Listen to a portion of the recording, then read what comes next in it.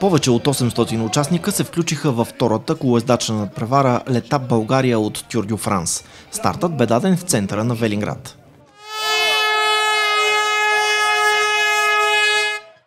И второто издание на Тур дю Франс Етап България предложи на любителите на карането много емоции, силен адреналин и, разбира се, предизвикателства с повече от 1700 метра надморска височина.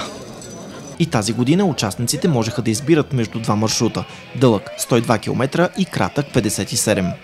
Късата беше за малко по-неподготвените, а дългата дистанция за по-подготвените колоездачи в България.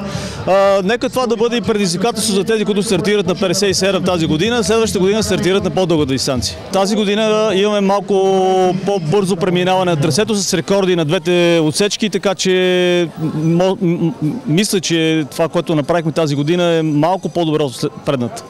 Големият победител на 102 км бе Теодор Русев. Той измина трасето за рекордните 2 часа, 55 минути и 16 секунди. Перфектно трасе, мъжко. Само за подготвени момчета. Миналата година участва ли? Не, имах контузия, операция и нямаше как. Но тази година взех реванш. И то победоносно. Живописното, но трудно трасе се хареса и на дамите.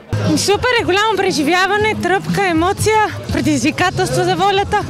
Много добра организация. Това трасе за дама ли е или не? Да, става. Да, става.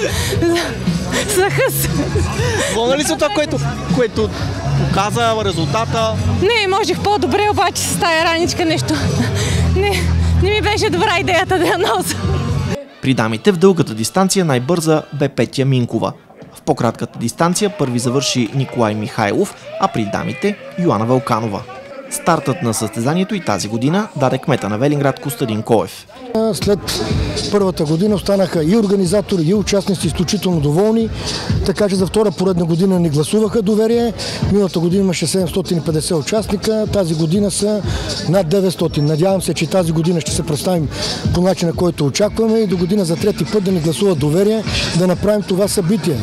С това събитие Велинград се прояви на картата на колоезденето не само в България, и в Европа. И аз съм изключително доволен, че Велинград е домакин за втора поредна година, но искам да изкажа своите огромни благодарности най-вече към Дани Дуков, който е човека, той е душата, той е двигателя на това събитие. Прави го всичко с много сърце, с много любов, с много желание и се му получават нещата, защото той е изключително добър организатор и като човек е много качествен.